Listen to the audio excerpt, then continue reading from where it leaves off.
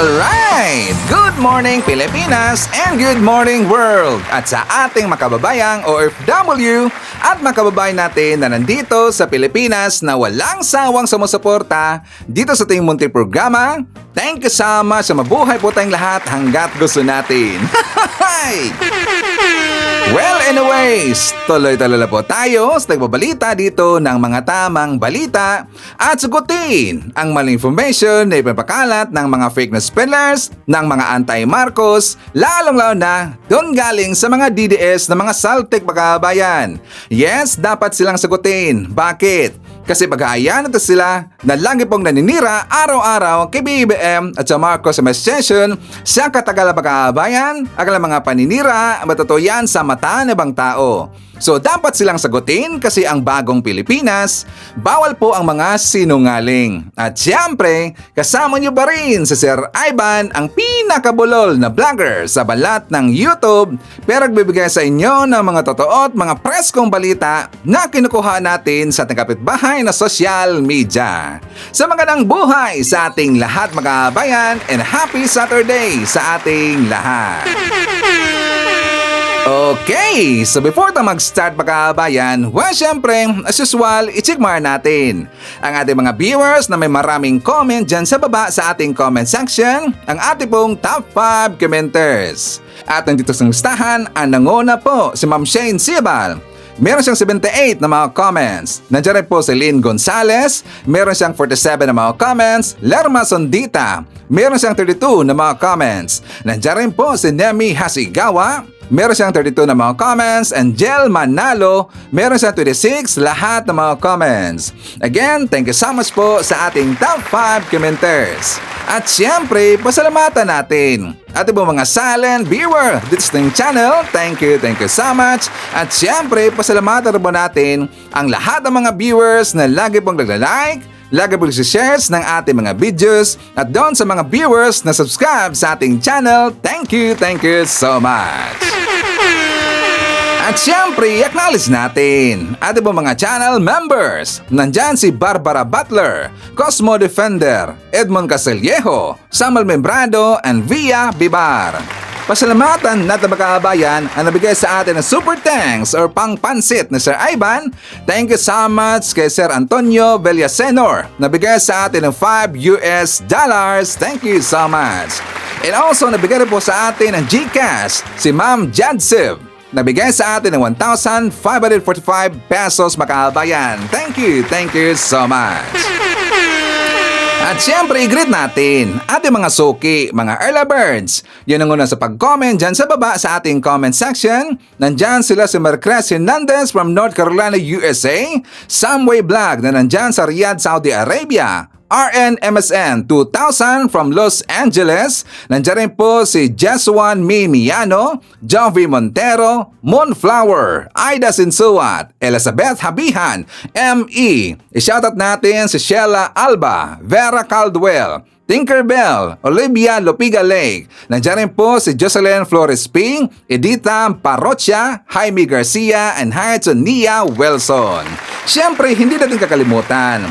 I-shoutout natin ating mga pinalangga na mga legends, ang mga senior citizens. Hello po, kumusta ang lahat? At siyempre, i-greet natin ng happy birthday ang lahat ng mga viewers na nag-birthday ngayong araw. Happy birthday! Okay, so kumusta ang lahat mga kabayan? How are you today? So, kumusta ating Friday makabayan? Friday kahapon po, kahapon. How is your Friday? Ako, super happy makabayan.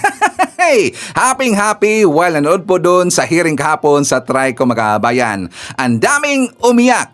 Tatlo doon makabayan, umiyak sila. Kasi nga yung mga gunggong na yon, napakatapang na mag-post po dyan sa kanilang mga account makabayan na mga paninira, mga fake news. So kahapon na sila na po itanungin po sa kanilang mga post makabayan, ang daming palusot. Kung ano ang kanilang source na makabayan, yung dang simpatya ng mga tao, mga isinisigaw ng mga tao, ng mga supporters nila, doon rin po nakuha daw sa TikTok makabayan, yun po ang kanilang source. Pero hindi nila yan binabalidate makabayan. O diba? Kaya nga sila eh. Pinaiyak ni Abante yung si Crisitio mga kababayan. Di ba 3 times siya na humingi po ng apology? 3 times, and also yung isa rin po mga kababayan, si MJ Quiambao yata siya, si MJ Quiambao, na 2 times siyang humingi po ng apology mga kababayan, ng sorry, at saka inaccept rin po niya na siya ay tanga mga kababayan. Di ba tinawag siya na tanga ni Abante? Si Abante nga na strike out mga kababayan. Kasi nga sabi niya, ikaw ang tanga. Ang tanga doon mga kababayan, yung kanilang mga followers. Diba? Totoo naman talaga yan eh. Ang mga tanga dyan, ang tanga dyan, yung kanilang followers. Kasi kahit ano lang po yung ipinopost doon ng mga fake news peddlers, ng mga DDS, pinapaniwalaan kagad mga kababayan. Diba? Kahit opinion lang, analysis lang, at saka hindi po yon validated mga kababayan, pinapaniwalaan kagad. So ang tanga dito, yung kanilang mga followers mga kababayan. So kahapon, sa hindi pa po nakapanood po sa ating post kahapon, and also doon rin po sa hearing sa TRICOM mga kababayan, actually, out of 11 lahat na pinadalhan po na sampina mga kababayan, di ba 8 kahapon ng mga DDS vlogger ang nagpakita doon. Di ba nandun sila si Trixie Cruz, nandun po itong si Coco Locoy, nandun po itong si Mark Lopez, nandun po itong si...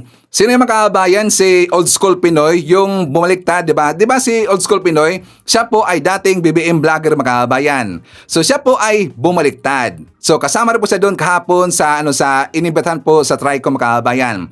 And also nandun po siyempre si MJ, si Crisitio, at saka meron pang isa si Ethel Pinida mga kababayan. Di ba nandun sila? So pagkatapos po sa kanilang hearing mga kababayan, well happy talaga eh. Picture lang lahat para lang wala pong nangyari mga kababayan. Alam niyo ba kung bakit umiyak yung si MJ mga kababayan, and also ito pong si Crisitio? Kasi sila pala ay natakot na makontempt mga kababayan. Kaya sila umiyak. Kasi according po sa explanation doon ni MJ, takot sila na makontempt daw mga kababayan. So yun po ang kanilang palusot. Pero para sa akin, no, kung bakit sila umiyak, kasi nga sila po ay na-corner mga kababayan. Yun po ang nakita po sa Ivan doon. Kung bakit sila umiyak, kasi sila ay napahiya at na-corner mga kababayan. Kasi nga label na label talaga eh na DDS fake news peddlers. Kumakalat yan sa buong mainstream media mga kababayan. Mga fake news peddlers naman kasi. So dahil po napag-usapan natin or nabanggit natin ito pong si Mark Lopez mga kababayan, kasi di ba si Mark Lopez hindi ko nasali doon sa gin-upload ko kahapon na vlog mga kababayan, di ba wala doon si Mark Lopez? Kasi nga doon po sa vlog ko kahapon na kanina nga pala mga kababayan, di ba yung una, yung pong sagutan ni Marcoleta versus Pimentel mga kababayan. Ang dami talang nainis doon kay Marcoleta kasi nga hindi siya makamove on doon sa ginawan daw siya ng fake news ng isang mainstream media mga kababayan. Di ba ginbanggit niya yung Manila Bulletin yata yun if not mistaken. So kung bakit daw hindi dumalo kahapon yung Manila Bulletin? Kasi daw babakbakan niya mga kababayan. So tinanong niya si Pimentel kung bakit hindi dumalo yung Manila Bulletin mga kababayan. So explanation doon ni Pimentel, kasi daw, last time sila nag-hearing mga kababayan, wala naman daw kasing question sa kanila. Diba? Useless mga kababayan. Nung last time po na hearing, nandun po yung Manila Bulletin. Pero bakit hindi tinanong po ni Marcoleta mga kababayan? So kahapon, dahil po hindi niya nakita yung Manila Bulletin, hinanap niya. Kaya silang dalawa po ni Pimentel mga kababayan nagkasagutan. Nagkainitan talaga eh, di ba? Bakbakan. Napahiya itong si Marcoleta, sinupalpal ni Pimentel mga kababayan. So ngayon, babalikan natin. Ito pong si Mark Lopez. Kasi nga, di ba? Meron po silang discussion doon mga kababayan tungkol po sa kumakalat ngayon na fake news na daw ang China, ang Palawan, sakop rin daw sa China mga kababayan. Di ba kumakalat yan ngayon, ang Palawan daw, sakop ng China mga kababayan or claim ng China. So meron pong isang representative doon na nagtanong doon sa lahat ng mga vlogger. Lahat ng vlogger mga kababayan, tinanong sila kung ano daw ang kanilang take doon sa fake news na kumakalat na kabilang daw or hawak daw or belong daw sa China yung Palawan mga kababayan. So pupunta tayo doon kay Mark Lopez kasi lahat po ng mga sagot ng mga vlogger mga kababayan okay naman kasi na talagang sinasabi nila na atin po yung Palawan. Kaya lang, itong si Mark Lopez, ang dami niyang pasikot-sikot mga kabayan. Hanggang dumating siya doon sa sa water cannon ng versus ng ng taga-China, na Chinese Coast Guard versus po sa Philippine Coast Guard mga kabayan. Sinabi niya kasi kahapon na nakikipag-water cannon po daw ang Pilipinas sa China mga kabayan. Ibig sabihin, bumanat rin po daw yung Pilipinas or Philippine Coast Guard, gin-water cannon daw yung Chinese Coast Guard mga kabayan. Kailan natin nakita na gin-water cannon ng Philippine Coast Guard ang Chinese Coast Guard mga kabayan? Kahit one time. Kailan natin nakita? Pero yon ang sagot ni Mark Lopez. So klarong-klaro talaga na protektado nila yung China. Klarong-klaro talaga na siya po ay maka-China mga kabayan. Ito ang ating ebidensya. Yun ang Malaysia. Pero yun po ang nature ng beast sa South China Sea eh. Okay. Anyway, Tayo rin po, sir. Mr. Chairman, Tayo rin po nagwa-water cannon, Mr. Chair. again? Mr. Lopez, may I ask, saan po nyo nakuha yung information na yun? From what I... Po, where you refer that water cannon that you Hindi po, mentioned? ang water cannon na deployment po kasi is one of the actions taken by a state pag meron po mga dispute na ganyan nga po. Pilipinas, ibig mo sabihin, mag-water cannon din sa China. Pwede po. That's sinabi mo nag-water cannon. Mr. Chair, wala ako sinabi na ang Pilipinas na ginater cannon ng isang kalabang state. Ang Ay, sinabi sandali ko, po. But we're talking about the West Philippine Sea. This will be your last warning. Or else I will cite you in contempt. This is your last warning. You're under oath. Opo. What do you mean that the Philippines is using water cannon? Mr. Chair, ang sinabi ko nga po, ang Pilipinas po, nag-water cannon, pwede po mag-water cannon. Hindi. Walang pwede. Sinabi mong mag-water cannon. Mr. Chair, sige po. Mr. Chairman, with this, Mr. Chairman. Mag-apologize po ako. Mali po ako. Sige po, fake news po ako. Oh, di ba? Botata mga kabayan. Fake news sa fake news talaga itong si Mark Lopez, gunggong eh. Ang sarap kurutin mga kabayan. Fake news sa fake news ang gunggong nito. Di ba? Ang gusto talaga nila na pag-aawayin yung China sa yung Pilipinas mga kabayan. Di ba? Mismo galing po sa kanyang bunganga na nag-water cannon po daw ang Pilipinas. Di ba? Kahit minsan, kahit one time, hindi natin nakita na nag-water cannon po ang Pilipinas, ang Philippine Coast Guard sa Chinese Coast Guard mga kabayan. Di ba? Gin-twist niya, gunggong talaga eh. Klarong-klaro na talaga siya po ay isang maka-China mga kabayan. So dahil sila po ay talagang pinulbos kahapon, talaga pong nilampaso po ng mga congressman, itong mga DDS vlogger mga kabayan, nag-post kaagad itong si Mocha Ozon. Anong post niya, Sir Ivan? Sabi niya, RIP, Freedom of Expression da mga kabayan. RIP, Freedom of Expression daw. So wala na daw karapatan na magsalita yung mga tao, wala na daw makabayan, wala na daw karapatan na maglabas po ng pahayag ang lahat ng tao. RIP, Freedom of Expression. Di ba? Gunggong talaga eh. Ang nagsalita yung POK 2 times makabayan na kailang beses po ito hinair, punta doon, dadalhin doon sa Palasyo da Makabayan. Di ba? Siya yung nagsalita. And also, yun ang pong video na kasama niya yung si Mo Twister na ginanon-ganon po ang kanyang balon makabayan. Kanyang balon. Ang kanyang bundok. Nakita ba natin yan? Siya po si Mocha Ozon. Yung nandun po sa kay Mo Twister ha, kay Mo Twister. Tungkol doon sa daw, nagdadala daw ng babae, yung sila si Diggs na Makabayan, saka nandun po sa loob, hindi natin alam kung ginagawa doon, according yon kay Cap Ninyo Barsaga. Si Cap Ninyo Barsaga, syempre nakasama nila yan noon Makabayan, so alam na lang po ang ginagawa po nila ni Banat Bay noon, nilang yung Mocha, di ba sila si Mocha, yung mga kasamahan po nila ni Mocha, kung ano ang ginagawa doon sa loob, alam na alam po ni Cap Ninyo Barsaga mga kabayan.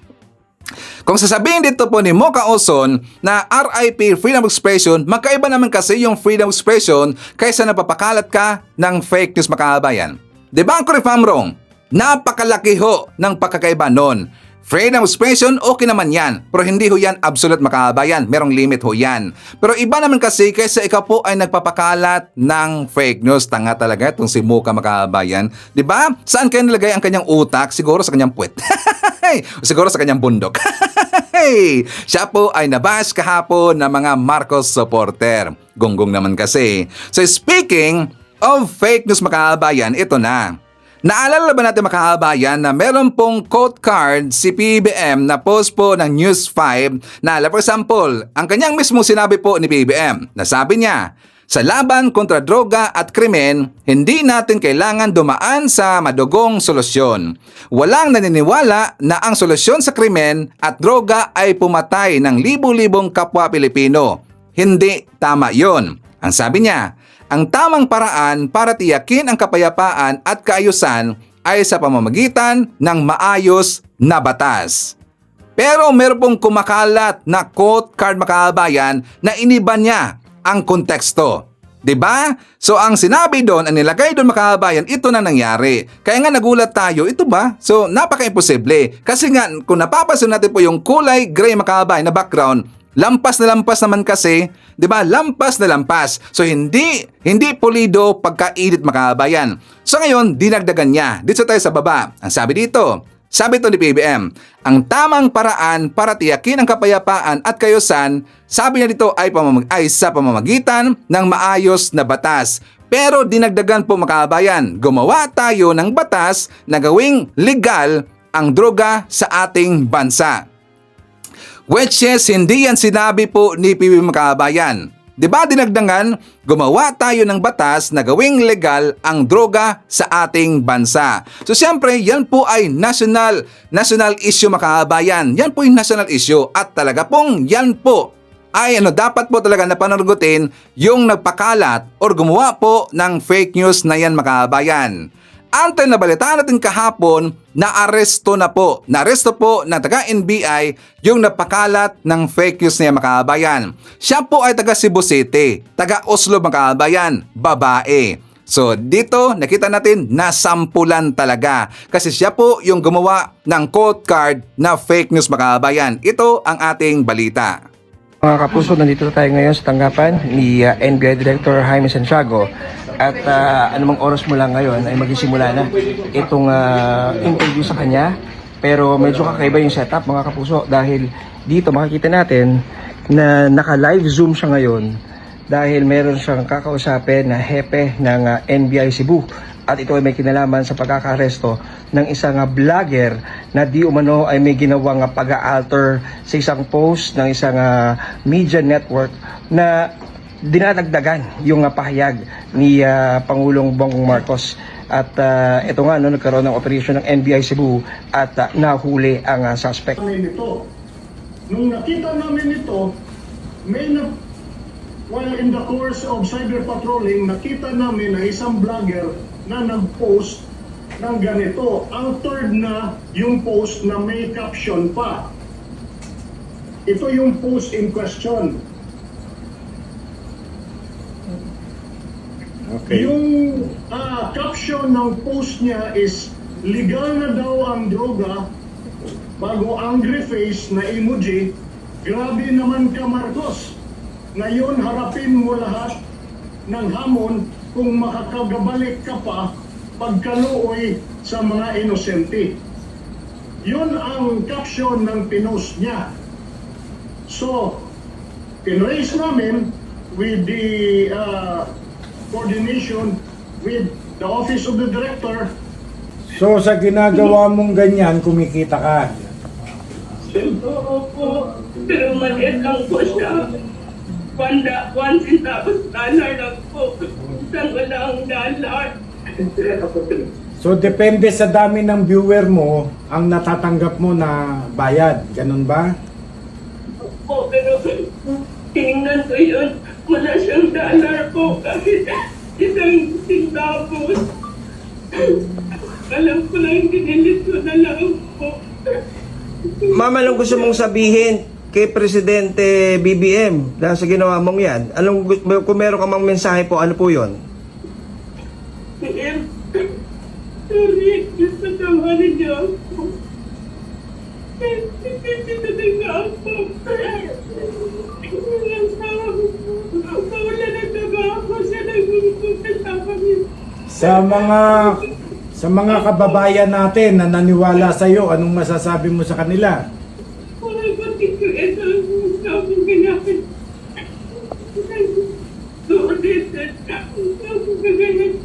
Gumawa ng tayo ng mga original. Para hindi tayo pa katabasin ko. Tawag ko na sa Unti-unti na kami, kumukuha kami, nakikipag-cooperate sa amin ang Facebook, nakikipag-cooperate ang TikTok. Eto na po. Kaya warning sa kanila, hindi namin sila tatantanan. At sir, mensahe din po sa ating mga kababayan dahil sa mga sandaling ito, tuloy-tuloy pa rin po yung pagkalat po ng fake news. Ano po inyong paalala sa ating mga kababayan na mahilig po talagang kumuha ng impormasyon sa social media? Ayun nga, yung mga kababayan natin, suriin ninyo kung yung bang sinasabi doon sa social media ay tama o mali. No? Yun naman mga gumagawa, yung iba'y katuwaan lamang, ay hindi katuwaan ito. May kaakibat na krimen ito na makakasuhan kayo. At pagka nakasuhan kayo, katulad nitong si Wendelin ngayon, umiiyak. No, hindi niya daw uulitin. So, mga kababayan, yun nga sinasabi, think before you click. No? Huwag tayong pagdalos-dalos, hindi to biro. Article 154 ng Revised Penal Code, yun ay illegal use of publication in relation to cybercrime law, Republic Act 10175. Ang penalty niyan ay 6 months and 1 day to 6 years plus a fine of not more than 200,000 pesos. No, maliit lang, actually, maliit lang. Pero may pagbabago pa at probationable yan. No? Probationable. Pwede siyang mag-probation, but then, ayun nga, tulad ng tanong ko sa kanya, magbagong buhay na siya. Huwag na siyang gagawa ng ganyan. Oh, di ba? Penalty DDS 200,000 pesos. Plus, ikaw po ay makukulong ng 6 months to 6 years, makabayan. O, di ba? Kulong. Fake news pa more. Pagkakala kasi nila makabayan, hindi sila matitrace. Di ba sabi ko sa inyo na tumulong na po ngayon sa otoridad yung Facebook, makabayan. Also, yung TikTok. Kung paano nila matrace yan, syempre, ang kukontakin nila dyan, makabayan, yung Facebook. Ang Facebook, meron yung credentials natin, meron yung information sa atin, yung ating SIM card, makabayan. Di ba? SIM card o yan. Kung hindi ka man matrace through IP address, kasi nga baka ikaw po naglakad-lakad, makabayan, ang pinakamadali dyan i-trace yung SIM card natin. Nakalimutan nyo ba na registered na ho ngayon? Di ba registered po ang ating SIM card, makabayan? Napaka-easy na lang po i-trace yan. So nakita doon sa nakaregister po sa inyong number, sa inyong Facebook account na yung number na yon, titingnan yung inyong pangalan, makabayan. At saka also po yung whereabouts, di ba? Sige lang, fake news lang kayo dyan. Makukulong kayong lahat. Sasampulan kayo, di ba? So speaking of fake news, makabayan, meron pong kumalat. Di ba nakita ho natin, una doon na i-debunk natin po yung fake news, makabayan. Di ba nandun po yung Alyansa para sa Bagong Pilipinas sa 3C Martires sa Cavite, makabayan. Di ba nandun po kahapon? Ang daming tao talaga eh. Di ba yung 3C Martires, kahit na hindi po ganun kalaki yung bayan, makabayan, or ang lugar na yan, umabot po na estimated number na attendees 30,000 lahat, makabayan. Ang dami ho, di ba yung 3C Martires, if I'm not mistaken, sa Cavite, hindi yan ganun kalaki na lugar, makabayan, pero umabot po ng 30,000, ang dami talaga eh. At alam nyo ba, makabayan, na kahapon hindi na po binanggit ni PBBM si Senator Amy Marcos? Yes, hindi na po binanggit. Hindi namin alam kung ano po yung rason kung bakit hindi po binanggit ni PBBM. Ito pong si Senator Amy Marcos, makabayan. So siguro, feelings po ha, siguro lang. Siguro baka nainis na po itong si PBBM. Sa tingin po niya na ito po ang kanyang ate ay medyo sumusobra na, makabayan. Kasi nga sa ginawa niyang hearing doon sa Senado na ipinapahiya niya yung mga sekretary natin, makabayan, sa mga ahensya. Diba? Sila si General Torre, sila si John Vic Remulla, si Boying Remulla, nandun po sila lahat. Yung taga PATCC, diba? Nandun sila lahat, makabayan. Kasi nga, ipinapalabas doon ni Senator Amy Marcos, ipinapahiya niya, makabayan, na wala naman pong illegal At saka nasa due process naman po, sumunod po sa proseso ang gobyerno natin yung pagkakaaresto po doon kay Digong Makabayan.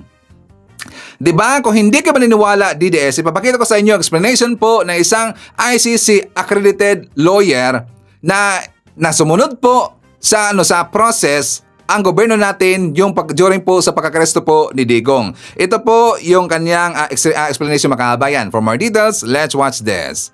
Iginit ng isang ICC accredited lawyer na nasunod ang proseso sa pag-aresto kay dating Pangulong Rodrigo Duterte.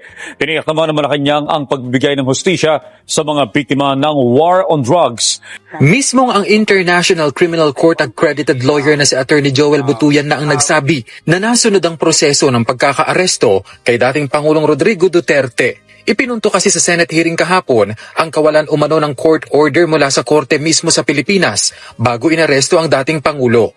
Paliwanag ni Butuyan, walang kapangyarihan ng isang domestic judicial authority na questionin ng arrest warrant mula sa international body gaya ng ICC. Ang pwede lamang anyang gawin nito ay tukuyin kung sino ang subject ng arrest warrant at matiyak na nairespeto ang karapatan nito. Bagay na naibigay naman daw sa dating Pangulo. Binasahan siya ng Miranda rights niya, no? So that's pursuant to our domestic law on arrest. And then meron siyang abogado doon.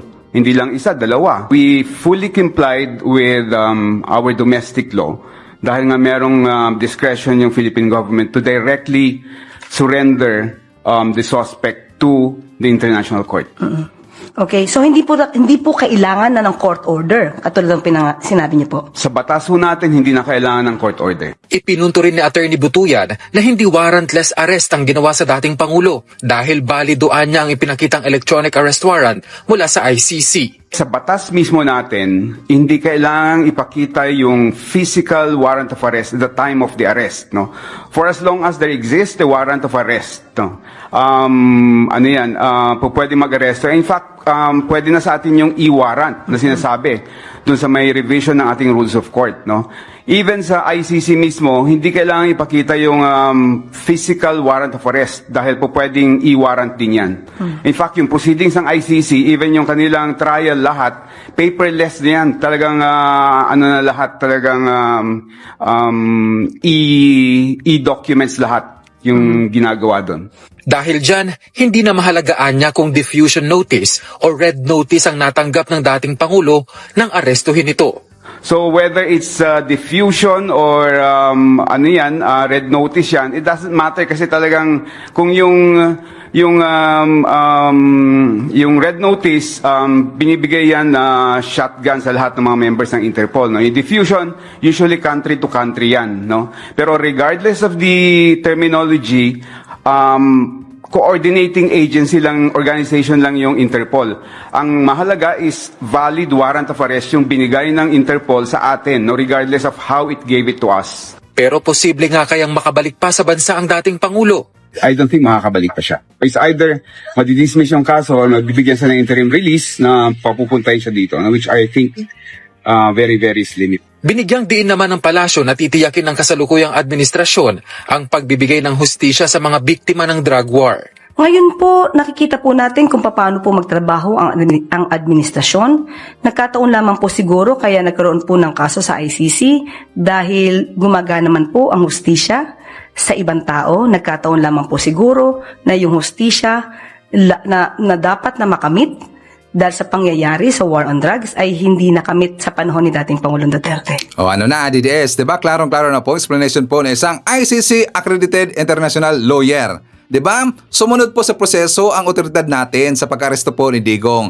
Pero bahala kayo kung ang inyong papaniniwalaan, ang inyong katangahan, it's up to you. Diba? So at least na-explain na ho yan. At least alam nyo na po yung side, yung merong alam talaga sa legal. Huwag kayong maniwala doon sa mga pinapakalat po ng mga kalyado nyo, mga attorney, kasi mga gunggong yun. Napapakalat sila ng fake news. Diba alam mo natin na sila po ang inyong pinapaniwalaan, pero kitang-kita ho natin merong bias. Ayon lang maniwala. Or alam nila po ang batas. Alam na nila batas. Pero syempre, iibahin nila yan kasi nga sila po ay bias. Sila po ay isang Duterte supporter. So kayo po ay ginawang bulag na mga attorney ng kalyado ninyo. O diba? Fake news pa more. Hey, babalik tayo doon sa rally sa Cavite, mga kababayan. 'Di ba? Overwhelming po yung numero sa mga taong nagpuntahan doon, mga kababayan. 30,000 lahat. So dahil po nakita yan ng mga DDS, mga kababayan, at saka hindi nila talaga po natanggap. Hindi nila natanggap, mga kababayan. Kasi pagkakala nila, yung 3C Martires sa Cavite, mga Maka-Duterte daw yan lahat. 'Di ba? Maka-Duterte daw yan lahat, mga kababayan, dyan po sa Cavite. So nang nakita nila kahapon, ang daming tao. Ang ginawa lang, mga kababayan, nagpakalat sila ng fake news. Yung usual lang ginagawa, 'di ba? Meron pong event. Tapos nilalagyan nila po ng audio na Duterte. Duterte! Yung ganun, mga kababayan, I am sure nakita nyo na ito. For more details, let's watch this.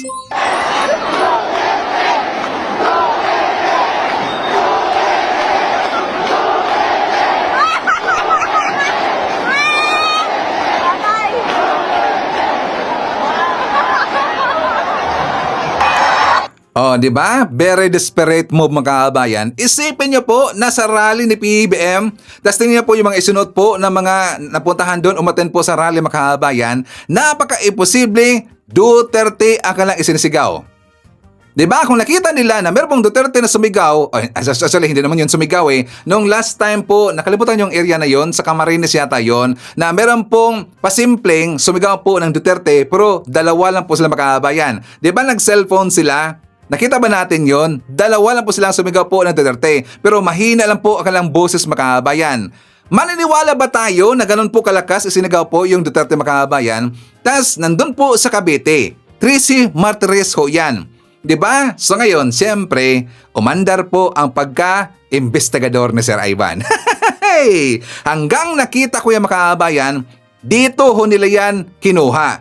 Yung clip po doon sa Surigao, naalala ba natin na meron pong isang championship game doon na basketball, mga kababayan, at saka nagka-problema yata yun, if I'm not mistaken. So ngayon, para po makonfirm po kung meron bang foul or meron bang doon, mga kababayan, so tiningnan muna yung video daw, tiningnan muna ng mga referees kung ano ang kanila magiging desisyon, mga kababayan. So while waiting, dumating kasi daw, ito pong si Governor Barbers, mga kababayan. Hindi ko lang sure kung siya ba ay kapatid po ni Ace Barbers. Basta governor nakalagay doon, Governor Barbers.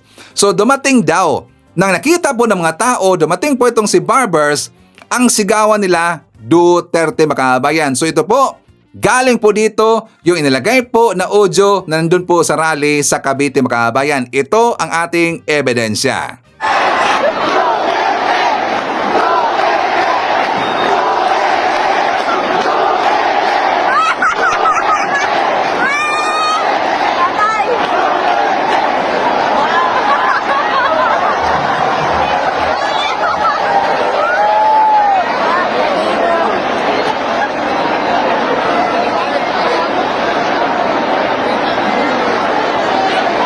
Oh, di ba? Booking, mga kababayan, hindi makakawala sa atin itong mga DDS. Don't me. Napaka-easy naman yan i-trace kasi. Hindi naman kasi attentive itong mga DDS na tuturuan natin, mga kababayan, kung paano i-trace po yung mga ganyan. Napaka-easy ho yan. Nasa application naman yan. At saka nandyan na po yan sa inyong mga cellphone. Napakadali lang po i-trace po yung mga fake news, mga kababayan. Yung mga video nila na ilalagay po yung ibang audio or saan man na location na yan. Napaka-easy ho. Social media world na ho tayo ngayon. AI world na ho tayo ngayon, DDS. Hindi na yan i-epekto yung ginagawa ninyo sa panahon po ni Digong na kayo po ay nagpapakalat po ng sangkatirbang bagyong mga fake news sa panahon ni Digong. Hindi na yan i-epekto sa panahon po ni PBBM kasi nga high-tech na tayo ngayon. Ang dami na po mga Marcos supporter. Don't ask. O, diba? So, before tayo mag-jump po sa ating next topic, mga kababayan, syempre, set muna natin. Nandyan po si Evangeline Casero from California, USA. Hi to Rodora Policarpio. Nandyan po si M5 MTV Channel. I-shoutout natin si Nonoy Florenhes from Mandawi City of Cebu, Lynn Gonzalez, Merlo Bean from California. Nandiyan rin po si Emmy Sarino, Aspernito, Evangeline Sanchez, Carmila Salinga, Batch 23 MMP. Nandiyan rin po si Freda Baliao, Jolly Pentor, Leonardo San Jose from Morong Rizal, and hi to Josie Mac Tolentino. Okay. So mga kababayan ko, siya nga pala good news. Good news po sa mga kababayan din po ng mga OFW. Ano yan, Sir Ivan? Bukas na po ang enrollment para po sa internet voting at para po sa mga kababayan din po na OFW mga kababayan. So para po sa election. So ito po ang steps kung paano magpa-enroll mga kababayan. For more details, let's watch this. Good news para sa ating mga kababayang nasa ibang bansa na hindi makauuwi sa Pilipinas para sa Hatol ng Bayan 2025. Bukas na po ang enrollment para sa internet voting ng overseas Filipino workers. Bukas na ang enrollment para sa internet voting ng mga overseas Filipino workers. Ayon kay COMELEC Chairman George Erwin Garcia, lahat ng mga OFW na rehistradong botante dapat mag-enroll sa website para makaboto online. Sa darating kasing na hatol ng bayan, may ilang bansa na ang tanging paraan lang ng pagboto ng mga OFW ay internet voting. Kinakailangan ma-enroll nyo ang sarili nyo sa ating po mga website na andyan po lahat. At pwede nyo po ma-accomplish. Napakadali lang po na ma-accomplish. And just a matter of less than 2 minutes, ma-accomplish nyo po yan.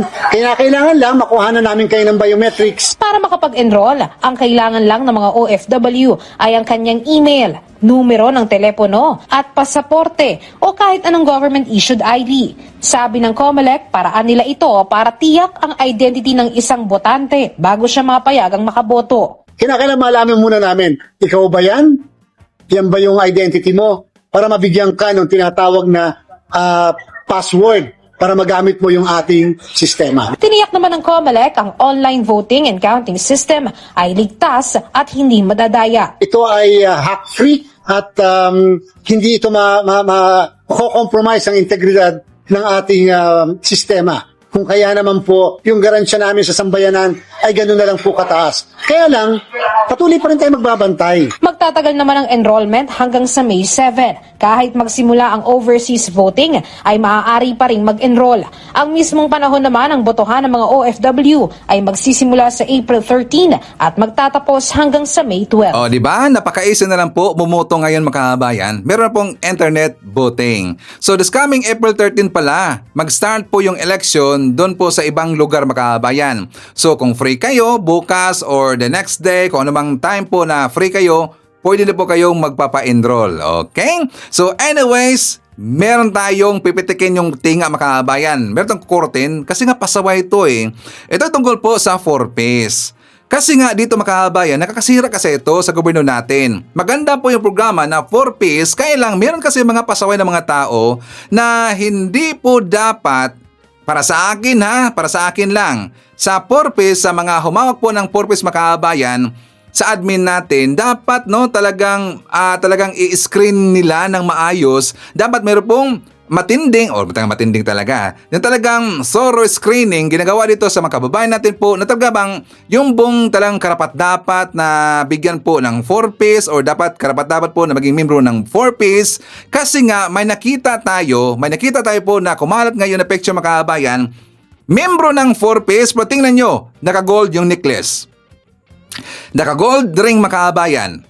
Naka-nail art. May nail art mga kababayan, tas naka-burgundy pa yung buhok.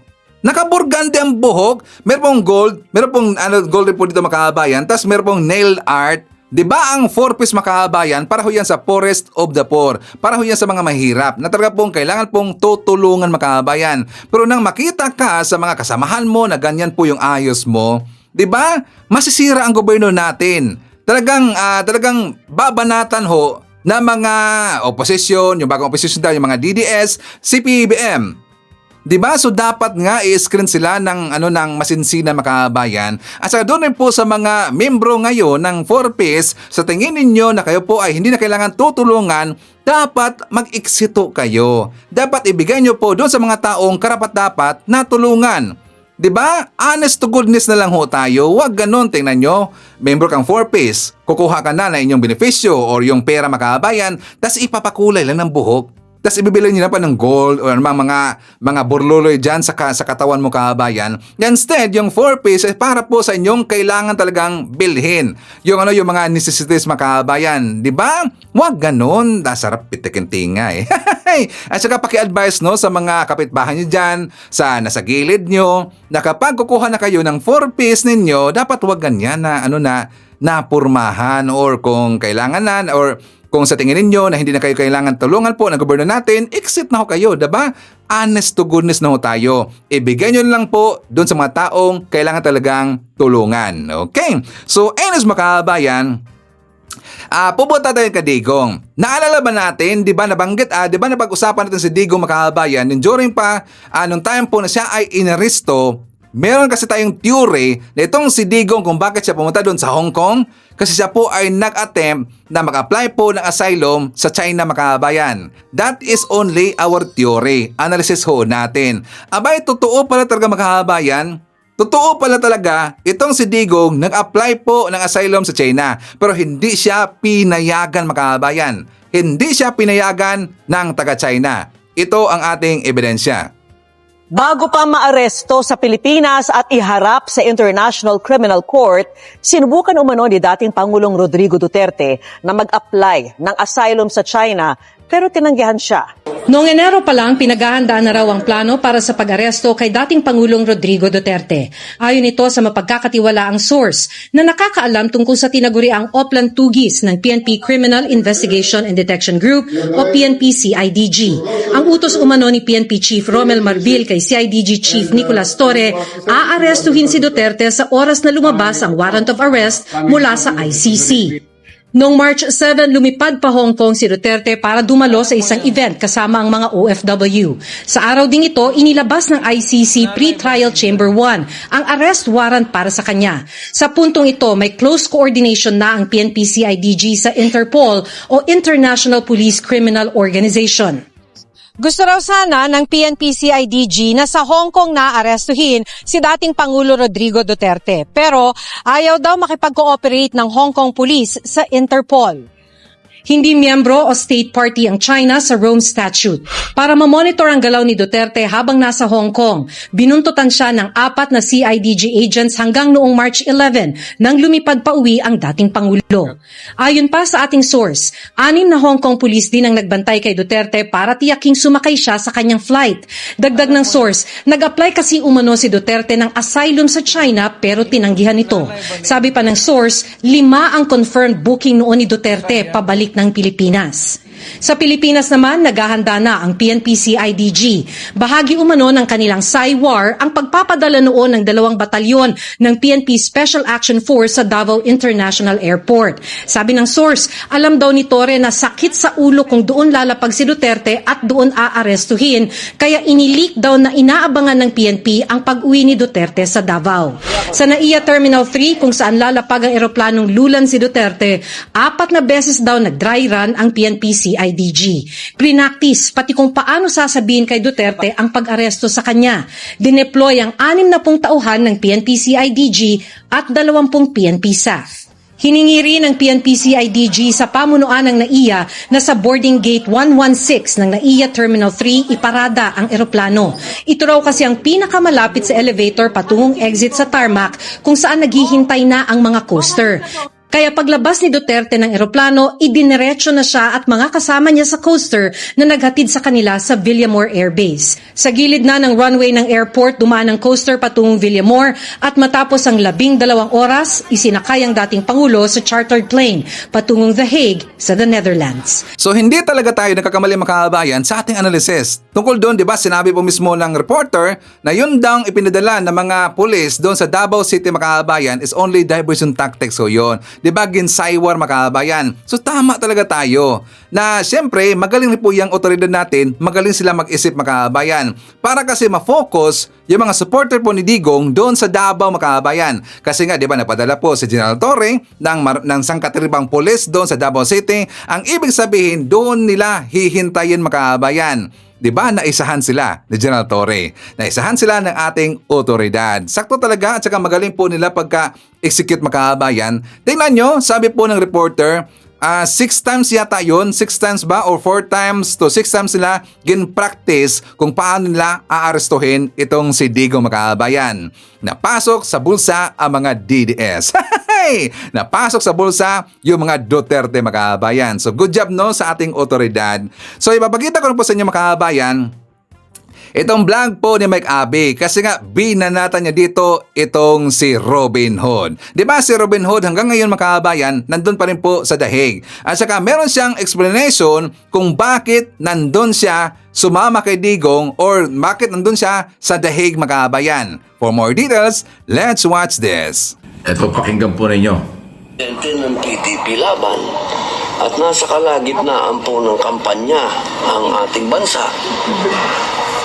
Political ally po ako. Ito pong ating Pangulo ay chairman ng isang political party. So siguro po, nararapat lamang po na makausap ko yung aking chairman. Ayan o. So wala pang balita? Ayan o. Ang pinapalabas ni Robin Padilla, kaya siya nagpunta ron sa Netherlands, ay para daw makausap niya ang kanyang presidente at chairman ng kanilang partido. Kasi si Robin Padilla, siya po yung presidente ng PDP laban.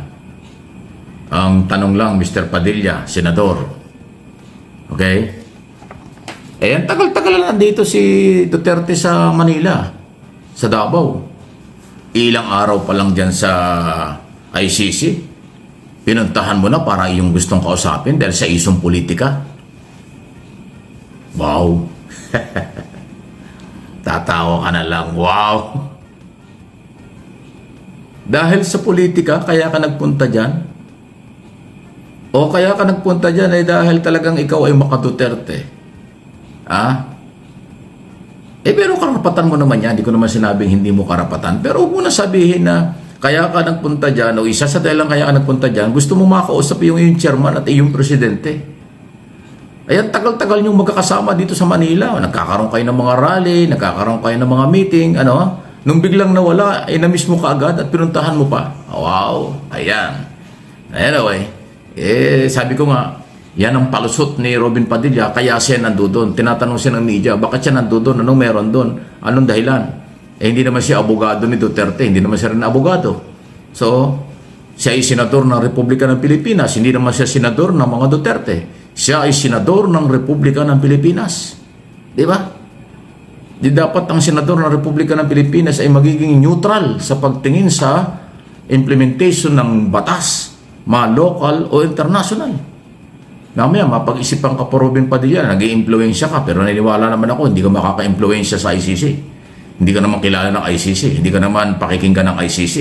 Ngayon, ang palusot mo, nagpunta ka dyan para makausap mo yung chairman at yung presidente. Galing ng palusot Ito, meron pa hong isang sinabi si Padilla. Lumabas na ito at nag-viral pa nga yung statement niya. Dahil sa pagiging emosyonal ng mga followers ng mga Duterte, ito kanya sinasabi. Sa eleksyon ninyo o sa eleksyon ninyo, ilabas ang inyong nasa loob. Ayan. Bilang emosyonal, ibig sabihin ang kanya sinasabi, sa darating na eleksyon, sa eleksyon po ninyo, ilabas ang inyong nasa loob. Kung kayo may galit siguro o kung ano man ang inyong naramdaman, ibuhos nyo doon sa eleksyon. Hindi man niya sinabi, paboran nyo ang mga pro-Duterte. Huwag nyong iboto ang iba. Parang gano'n. Kasi ang kanya sinasabi, tinuturo sa mga DDS, ibuhos na lang. Yung nasa loob nyo ay gawin nyo during election day. Ayan, may kampanya pa. Di ba? Ay karapatan mo naman yan, alang masama. Nire-relay ko lang para may idea yung mga tao. Dalawang issue ito. Nagpunta ng ICC para makita daw si Duterte. Pangalawa, ang kanyang panawagan, ibuhos na lang ng mga supporters ni Duterte ang kailang emosyon, kung anong kailang nasa sa loob, yung nasa loob nila sa araw ng halalan. Ayan. Di ba? May politika na naman. Anyway, sige lang po. At least meron kayong idea kung ano yung mga hugot, ano ang galaw. Bakit nandoon si Robin Padilla sa Netherlands? Okay? Siya po yung nag-iisang senador na nagpunta ron Wala pang senador na pupunta. At kung ikaw naman senador, bakit ka naman pupunta ron? Di ba? International court na ho may hawak dyan. Wala ka naman magagawa doon Kahit na anong kasikatan mo sa Pilipinas, kahit sino ka pa rito, hindi ka papansinin doon. Dahil ang pinapansin lang doon, yung recognized lawyer at saka yung immediate family. Yun lang mo ang kinikilala ron. Pero may limit pa ang galaw doon. Dahil po ang ICC, International Criminal Court, hindi katulad ng local court dito sa atin na pwede mong imbitahan yung judge, mag-dinner, pwede kayong walk-in para makipag-dialogue, usap, kung ano man. Ay doon hindi po. Doon sa kanila pag meron kang petition, isulat mo na lang. Isusulatan ka rin kung ni-reject o tinanggap ang petition mo. Walang trial sa mga petition. Walang trial masyado sa kung ano-ano mga motion. Ang actual na trial doon ay ang pag-uusapan ebidensya. Presentation ng ebidensya at presentation ng defense counsel kung paano i-counter ang ebidensya ng mga prosecutor. Ganun po doon. Hindi doon pinag-uusapan yung mga motion kung ano. Ang ICC, pag na-control ka na nila, di po, dahil sa warrant of arrest at hawak ka na nila, ay na lang po, limitado na ang lahat yan. Lahat ICC na ang may control. Okay? Pati pagdalaw, pati kung ano man, ay ibang-iba sila kaysa sa atin. Hindi ka sa dito, may VIP treatment. Pag VIP rito ay nadadalaw kahit anong oras ng pamilya, nadadala ng pagkain, ano pa ba? Nakakalabas ng pasyal-pasyal, dinay lang, ay sa kanila wala. Pag kulong sa kanila, kulong ka. Walang VIP treatment. Ilalabas ka lang kung merong medical problem, for check-up, siguro gano'n lang. Pero yung mga pasyal-pasyal or VIP treatment, walang-wala yan sa International Court. So, ayan po. Anyway, inuulit ko, karapatan ni Robin Padilla magbiyahe doon, pero mukhang hindi naman siya kailangan doon. Okay? At ngayon inamin na niya in public dahil pa-interview sa media na yun pala ang purpose niya. Gusto niya makausap ang dating Pangulo. Ang kanya daw Pangulo gusto makausap at ang kanyang chairman ng partido. At siya daw ay bilang presidente ng partido, mahalagang kausapin yun. Sabi, bakit? Hindi naman dyan sa Netherlands ang eleksyon Ang eleksyon ay dito ka magpakagaling kung paano kakampanya at manalo ang iyong kandidato. Nagpalusot ka pa na kunwari tungkol sa politika ang galaw mo dyan. Hindi. Alam pa kailang mga ICC sa politika ninyo at politika ng mga Pilipino dito sa ating bansa. Ilan po ang ating paalala. Okay? Anong inyong masasabi sa galaw ni Mr. Robin Padilla, ang senador ng Republika ng Pilipinas? Pero ang mga galaw, kadalasan ay senador ng mga Duterte. Ay bakit ganon? Sabi nga nila. Di ba dapat senador ng Republika ng Pilipinas dahil yan po ay inihalal ng taong bayan. Naging number 1 senador pa nga mula noon hanggang sa 2028. Talaga lang Wala talaga may tatago sa mga galawan. Kailangan nasa ayos, nasa lugar, para nasa tamang usapin din at proseso ang mga sinasabi at ginagawa. Okay? Ayan, kasama sila dalawa doon ni Harry Roque. Buti sana, okay lang si Roque, okay lang si Medaldea kasi mga abogado yun. Although si Roque may problema pa yan dahil hinahanap dito.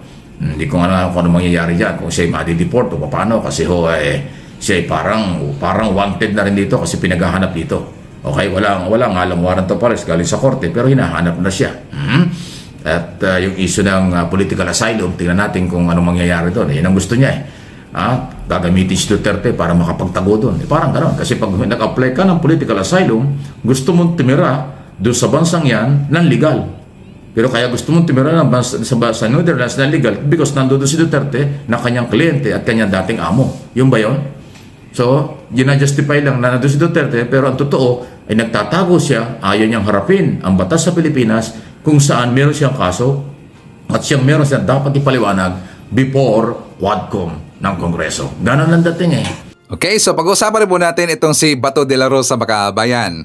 Kasi nga maraming nagulantang na mga DDS, napansin kasi nila na nandun na rin po sa airbase yung sinakyan po na airplane, yung white airplane Bakabayan, di ba? Sinakyan po ni Digong papunta doon sa, di ba, una nag-stopover sila sa Dubai and then from Dubai to sa Netherlands Bakabayan. Nandun na naman po, nakatambay sa airbase. So the way post po galing kay Ding Velasco Makabayan, sabi niya, Dear Bato and Company, bakit kaya yung Gulfstream jet with tail number RPC5219 na siyang nadala kay Tatay Diggs or kay Katay Diggs daw sa The Hague ay nakaparking na naman mula kahapon pa sa hangar ng Bellamore Air Base sa Pasay City.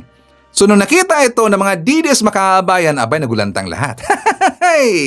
Feeling natin at saka feeling rin po nila makabayan, nandyan na yung warrant of arrest. Nakahanda na yan para kay Bato de la Rosa makabayan. O diba, Senator Bato de la Rosa? Huwag kang matakot, harapin mo yung kaso mo.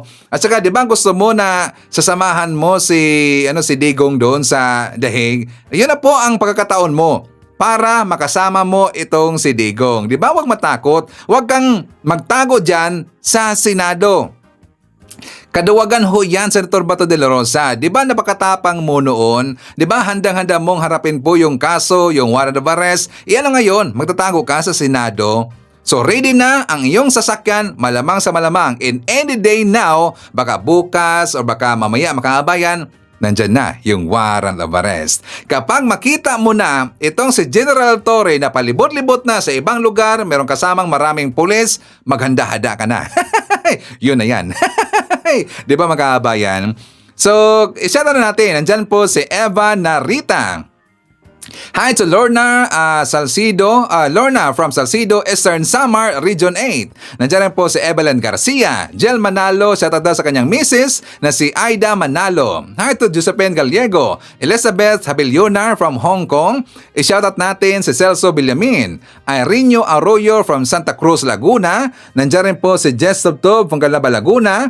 Ashen, Rosalinda Gali from Washington, D.C. Shoutout daw sa lahat ng Virginia Chapter 2025.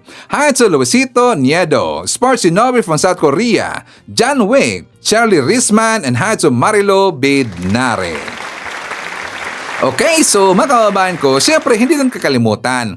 Ibabalita natin po yung mga good news natin sa Pilipinas. Kung ano na yung update po ng ating ekonomiya, kung ano na yung mga proyekto po ng ating gobyerno, ano yung lakad ni PBBM, ano yung mga meetings ni PBBM, at saka yung mga inisyatibo pong ginagawa ng ating gobyerno makabayan. DDS, ito na po ang report ni Sir Ivan. For more details, let's watch this. Ininspeksyon ni Pangulong Ferdinand R. Marcos Jr. ang ginagawang subsection 3 ng Cavite-Laguna Expressway na magdurugtong sa Silang Interchange at Governor's Drive ng Dasmariñas, Cavite. Mismong si Pangulong Ferdinand R. Marcos Jr. ang nag-inspeksyon sa ginagawang subsection 3 ng Cavite-Laguna Expressway. Nag-ikot ang Pangulo sa Governor's Drive Interchange ng Calax sa General Trias City sa Cavite. Kasama sina Public Works and Highway Secretary Manny Bonoan, Transportation Secretary Vince Dizon, DILG Secretary John Vic Remulla, Metro Pacific Investments Corporation Chairman Manny V. Pangilinan at Metro Pacific Tollways Corporation President and CEO Jose Maria Lim. Ang Calax Subsection 3 ay magkakaroon ng habang 8.64 kilometers at ito ang magkokonekta sa Silang Interchange at Governor's Drive.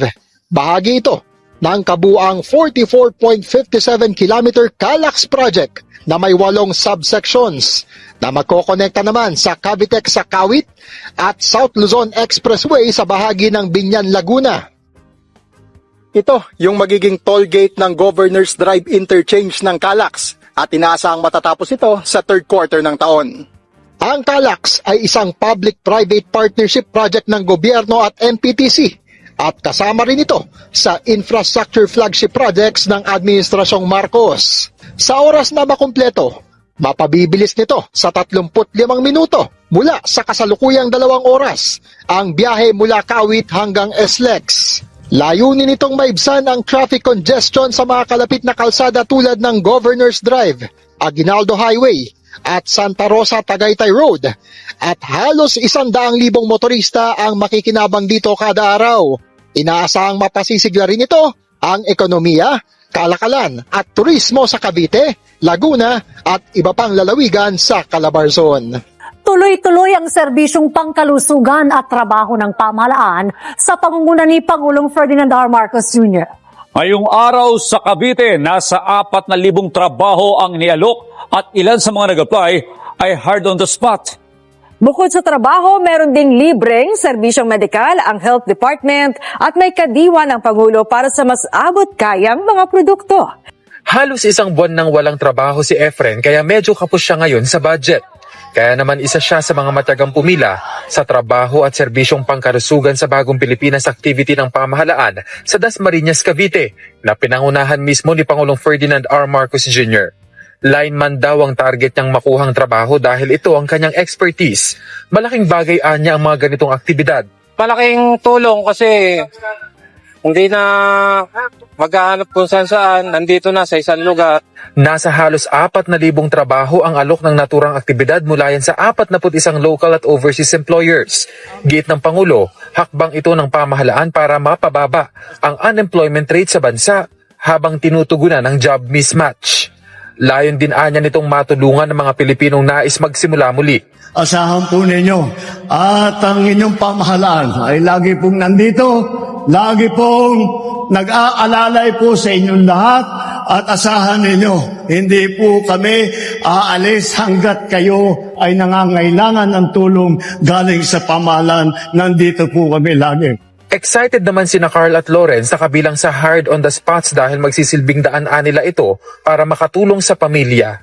Malaking tulong po sa mga mamamayan po ng Pilipino kasi yung trabaho na po yung lumalapit sa mga tao po. Saya po. Dahil natanggap ako nakakatulong din sa kami. Makakatulong ako. Bukod sa trabaho, nagkaroon din ng distribusyon ng dole ng 5,600 pesos para sa 500 beneficiaries ng TUPAD program at iba pang programang pangkabuhayan. Nakatanggap naman ng 3,000 piso bawat isa ang mga benepisyaryo ng Assistance to Individuals in Crisis Situation o AICS ng DSWD. Habang libreng medical services naman ang hatid ng Health Department. Kaya tawag po namin dyan ay all-of-government approach. Lahat po ng buong gobyerno ay pinagsasama-sama namin. Dahil kagaya ng aking nasabi, hindi naman po DA lang, agriculture lang, kaya nang ayusin ang problema. Hindi naman po DSWD lang, matatapos na ang pangangailangan ng ating mga kababayan. Hindi po kaya ng isang departamento lamang. Kaya ganito po ang aming ginagawa. Hindi rin nawala sa aktibidad ang kadiwa ng Pangulo para sa mas abot kayang mga produkto.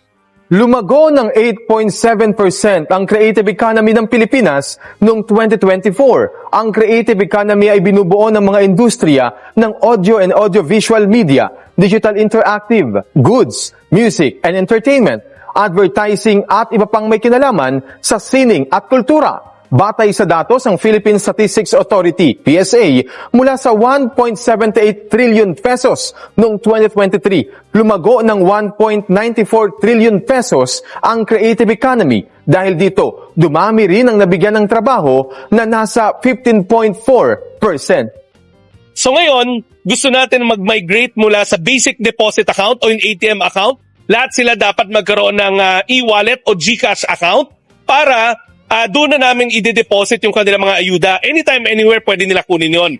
Mas mabilis at mas madaling matatanggap ang cash payout. Ito ang layo ng Department of Social Welfare and Development o DSWD para sa mga miyembro ng Pantawid Pamilyang Pilipino Program o PORPIS. Kaya naman, nakipagtulungan ng ahensya sa G-Exchange Corporation ang operator ng e-wallet na GCash upang mas madali nang makukuha at mamomonitor ng mga PORPIS member ang kanilang mga cash grants. Kaugnay nito, sinimulan na ng DSWD ang pamamahagi ng libreng mobile phone sa ilang mga benepisyaryo mula sa Malabon at Navotas City upang ipakilala sa kanila ang digital banking at magkaroon sila ng digital financial literacy. Isa si Eileen sa 51 nakatanggap ng libreng mobile phone.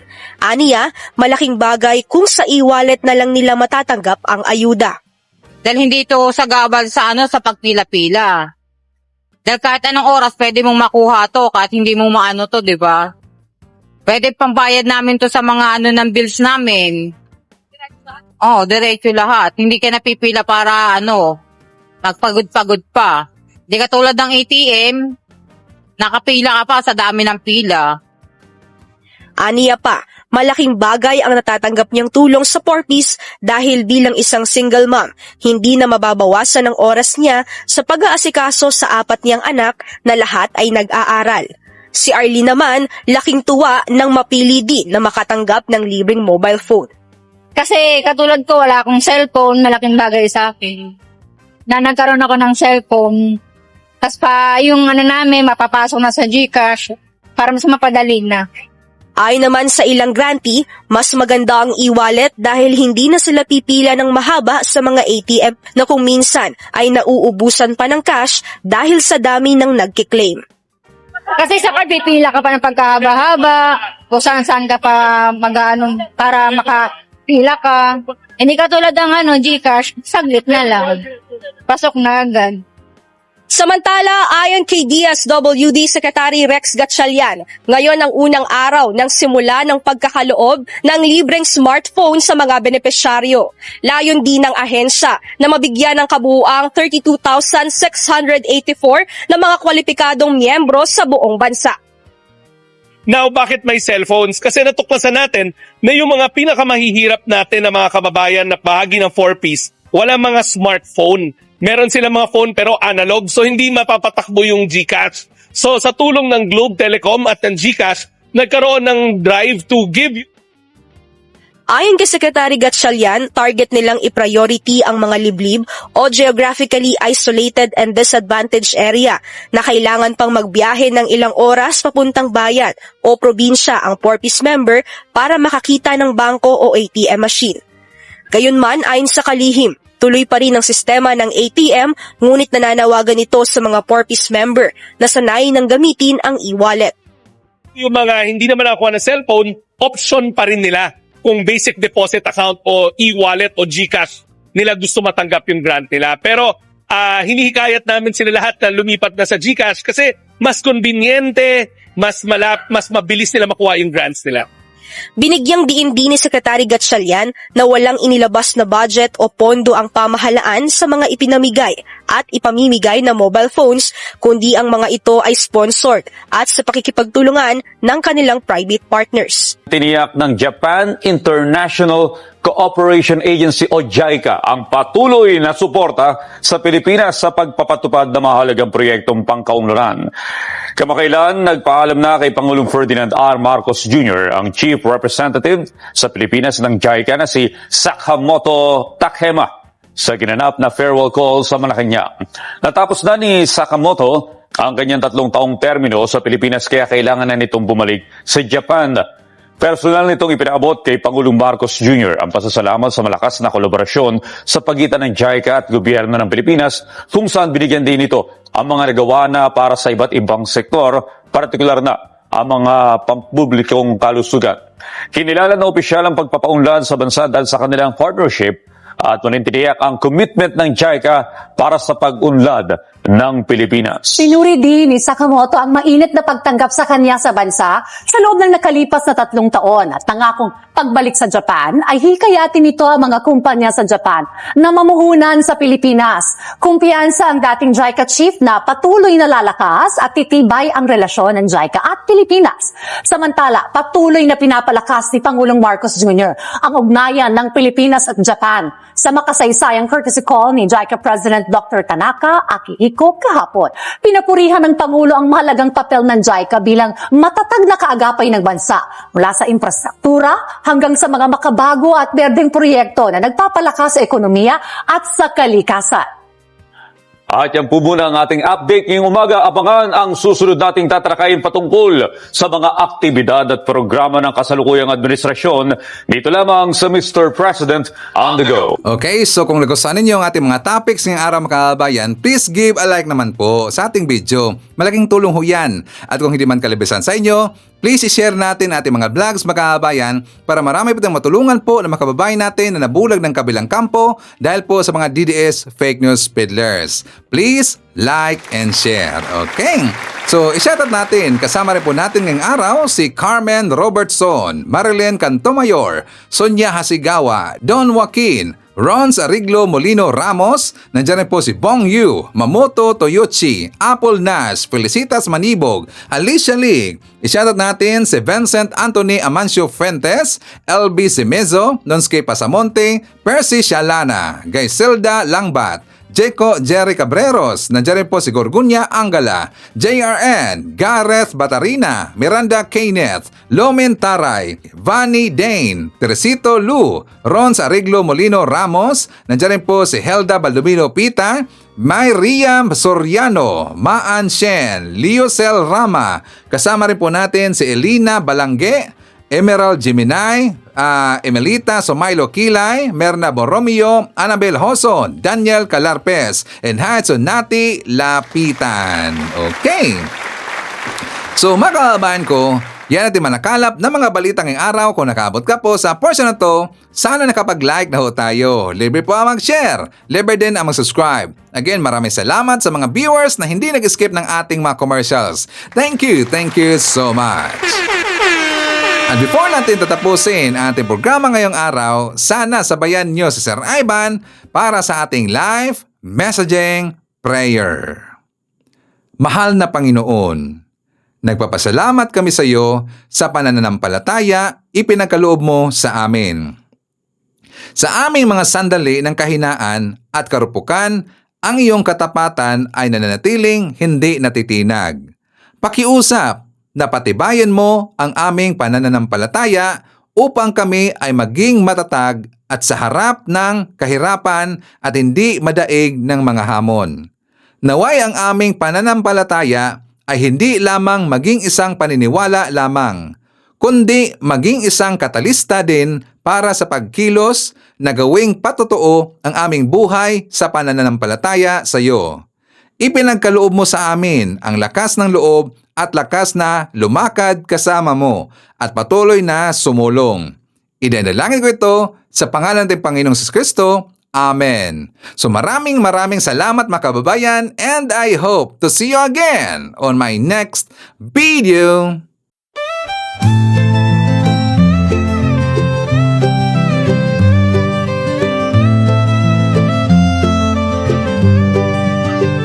Sa bawat pagsikat ng araw, ikaw ay nandyan.